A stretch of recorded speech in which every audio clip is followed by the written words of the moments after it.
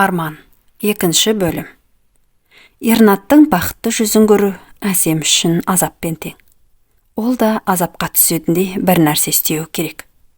Қалайда бұрынғы күйінен өш алады. Әсем осы айдың шырмауынан шыға алмай ұзақ жүрді. Менің енді жоғалтатын ештеңем жоқ, деп ойлады Әсем. Бекінді. Ернаттың отбасына тыныштық бермеуге өз-өзіне серт берді. Сөйтіп, бір түнде қара ойын жүзеге асыру үшін саяжайға қайта келді. Ернат қарулы, оған күші жете қоймас. Балаға да кесірін тигізе алмайды. Көздегені Ернаттың қазіргі әйелі еді. Әйел су төгуге үйдің арт жағына шыға бергенде, тасада тығылып тұрған Әсем оны бас салды.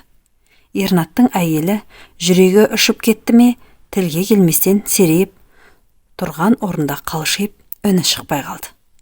Әсем әйелді мойнынан сүйреп, өзіне қаратып, қас пен көздің арасында кеуде тұсына қолындағы суық пышақты соғып жіберді. Сөйтті де, қанға малынған қолын үстіне сүртіп, жан-жағына қарамастан безді. Кек деген осы ма? Ендеше неге жүрегі атқақтап, одан әрмен тыныштығы қашып келеді? Әсем такси ұстап үйіне барды. Қорыққаннан дірілдеп ұзақ жатты. Не істеп қойды? Әлгі әйелді өлтірді ме? Сөйтіп жатып ұйықтап қалыпты. Таң ата қаруланған полиция келіп, есігін тақылдатты. Ешкім ашпаған соң, өткір балтамен бұзып кірді. Әсем осылайша абақтыға қамалды. Әлгі әйел тірі қалыпты. Пышақ жүрегіне бірнеше сантиметр ғана жетпей қалған. Тірі қалса да, отаға түсіп әбден қиналыпты. Әсем кісі өлтіруге оқталған үшін сотталып кетті. Түрме, тас қамал. Бұл жерде Әсемді ешкім естімейді. Сотталған әйелдер тым қорқынышты. Не үшін сотталғандарын айтып, ауыздарын аша бастағандақ жаным түршігеді. Әсем басында солқ жатты да қойды. Меңіреу секілді. Жаны денесінен бөліп шыққандай. Бұрынғы өмірі енді ертегі. Ешкім бұны іздемейді. Әсем әбден түңілді. Тіпті туған шешесі де Әсемді әбден жазғырды. Сен де қызды мен туғам жоқ. Сенің есің дұрыс емес деп, қызынан теріс айналды. Әсем енді шын жалғыз. Барынан айырылды. Бостандығын құрбан етті. Қатты өкінеді. Неге? Қолы неге қанға малды екен? Ернатқа дейін өшпенділігі көзін байлапты. Тағдыр жолы бұралаң. Бірақ күндердің күнінде қайран басы түрмеге түседі деп кім ойлаған? Кінәлі екен рас. Шайтанның жетегінде кеткені де ақиқат. Ендігі өмірі не болмақ? Әсем тым құрыса шешесіз деп келер деп көп күтті. Бірақ артынан тірі жан келген жоқ. Сұрықсыз күндер өтіп жатты. Әсем бұл күні істеген ісінің зардабын әбден тартқан еді. Абақтыда әбден титықтаған әйел өмірдің ащысын көрді. Түрме Әсемнің жүйкесін жүндей түтіп тоздырып жіберді. Ол қартайып, солып бара жатты. Сөйтіп жүргенде күйзелісі тереңдеп, ауруханаға түсті. Олар Әсемді тексеріп, миында ауытқуы бар деп шешіп, жындыханаға жолдады. Әсем өзінің санасы сау екен, ешкімге дәлелдей алмады. Ешкім өзін жынды демейді деп сенбеді дәрігерлер. Қорғансыз әйел осылайша жындыханаға жатқызылды. Жындыханада жұмыс істейтін еңлік есімді кіші қызметкер ғана Әсемнің қалыпты адам екенін байқап жүрді. Тағайындалған дәрілердің ешқайсысын Әсемге ішкізбеді. Әпке, мен сізге көмектесемін. Сіз жынды емессіз. Сіз тек қатты күйзеліске түскенсіз. Оны психологтың көмегімен емдеуге болады. Күшті дәрілерді ішпеңіз. Бұл дәрілер сізге арналмаған. Сіздің ақыл есіңіз түзу, деді еңлік. Әсем жылап жіберді.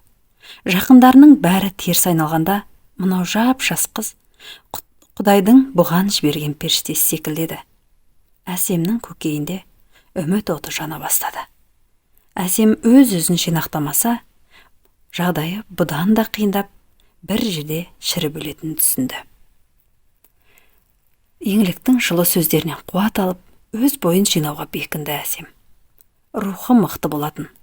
Қалайша өмір жолында сынып қалған, әлсіздік танытқанын түсінбейді. еңліктің көмегімен өз атындағы үйді сатуға қойды. Үй сатылса, соның ақшасына адвокат жалдап, бостандыққа шығуды, сөйтіп жаңа өмір бастауды көздеді. Әйтпегенде, ақыл есі кем екеніне өзі де сене бастағандай еді. Әсем үйінің құжатын ешкім таба алмайтындай етіп тығып қойған. Үйіндегі ескі көрпенің арасына инемен тігіп тастағаны қандай жақсы болған. Туыстары да Ернаттай үйдің құжатын іздеп таба алмай, дымдары құрыған.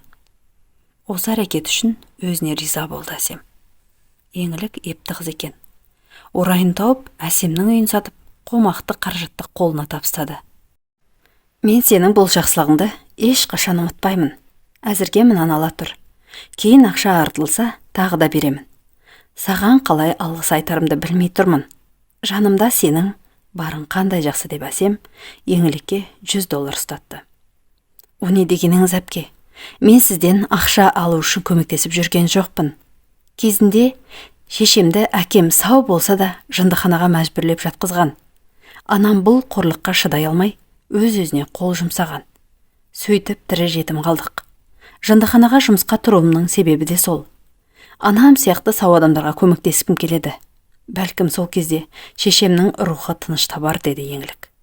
Әсем еңліктің басынан сипады. Көк қағаз өз ісін атқарды. Әсем жоғары білікті адвокат жалдап, бірнеше айдан соң түрмеден де, жындыханадан да босап шықты. Сотталған деген атақ арқаласа да, Әсем алған сабағына өкінбеген еді.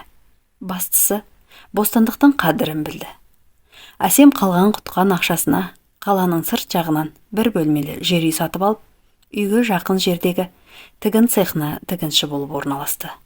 Естуінше, Ернат әйелімен ажырасып кеткен. Өйткені бала Ернаттан болмай шыққан екен. Танысынан бұл хабарды естігенде, Әсемнің жүрегі селт еткен жоқ. Бөтен біреу туралы айтып жатқан сияқты. Ернатқа да, өз туған шешесіне де, бауырларына да реніші жоқ. Өйткені Құдай берген өмір атты асыл қазынадан қымбат нәрсе болмайтын анық түсінген еді.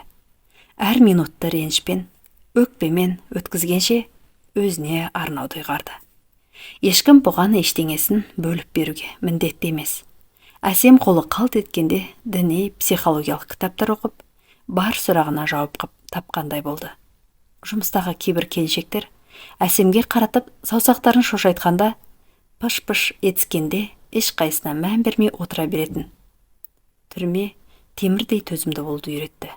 Тігін цехының бастығы ғана Әсемді өткен өміріне қарамастан басқалардан бөліп жармады.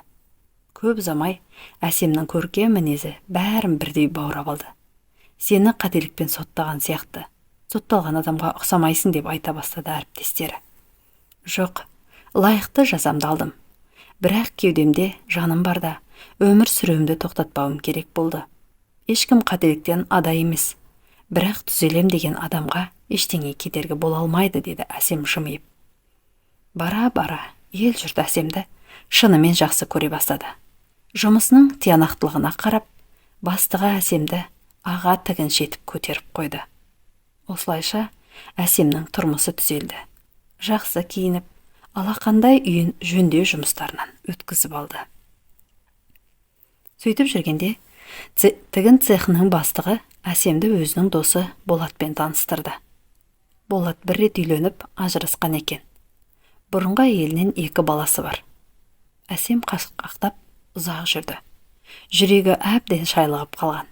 Болат Әсемді бірден ұнатты. Жаныма өмірлік серік болатын, алда келе жатқан қарттықты бірге бөлсетін жар іздеп жүрмін, деді Болат. Әсем өзінің жындыханада, түрмеде жатып шыққанын ашық айтты. Тіпті бала көтере алмайтынын да жайып салды. Болат үндемеді. Біраз үнсіздіктен соң: мен сенің өткен өміріңе көз жұмамын. Өткені сені ұнатып қалғанымды жасырмаймын. Сен ше, етегімнен ұстауға дайынсың ба, деді. Әсем ойлануға уақыт сұрады. Біраздан соң Болат пен Әсем некелерін қидырды. Болат гүлдің түр-түрін өсіретін шағын кәсібі бар азамат болып шықты. Бірінші әйелімен дәм тұздары жараспай 5 жыл бұрын ажырасқан. Қазір балалары үлкейген. Әсем мен Болат осылайша өмірлерінің екінші парағын жаңадан жаза бастады. Әсемнің анасы қызының өмірі күрт өзгергенін естіп, қайтадан тіл табысуға ұмтылды. Әсем анасын кешіріп, қайта қабылдады. Өйткені Болатпен шексіз бақытты еді. Көрген тауқыметі бір күнде ұмыт болғандай, кейде өткен өмірін есіне алса, денесі түршігіп кетеді. Түннен кейін күн шығады. Күндердің бір күнінде Әсем өмір бойы көкірегенде шерменде болған арманына жетем деп ойлаған емес. Таң бүгін тек Әсем үшін атқандай. 46 жасқа қараған шағында аяғы ауырлаған Әсемнің қуанышында шек болмады. Болат болса дән риза. Әсем ерекше нұрланып, құрсағына сәбиі біткеніне әлі сене алмай, дәрігерден қайта сұрайды. Құдайдың құдіретінде шек бар ма? Егіз дейді. Демек, кінәрат менде емес екен. Мен бедеу емес екенмін деп қуанды Әсем. Арада бірнеше ай өткенде Әсем дүниеге бір ұл, бір қыз әкелді. Жасына байланысты кесір тілегімен босанса да, егіздердің дендері сау, туылғанына Аллаға мың шүкір етті. Бәрі тек бір Құдайдың қолында екеніне көзі анық жетті. Жаным, саған ризамын. Сен мақтысың, деді Болат әйеліне сүйсініп. Әсем болса күйеуіне еркелей қарады. Әсемнің ақ ниеті осылайша бақытты өмірге жеткізді. Ал Ернат болса, өкініштен өртеніп, Әсемнің қадірін енді түсініп, ішімдікке салынып кеткен еді.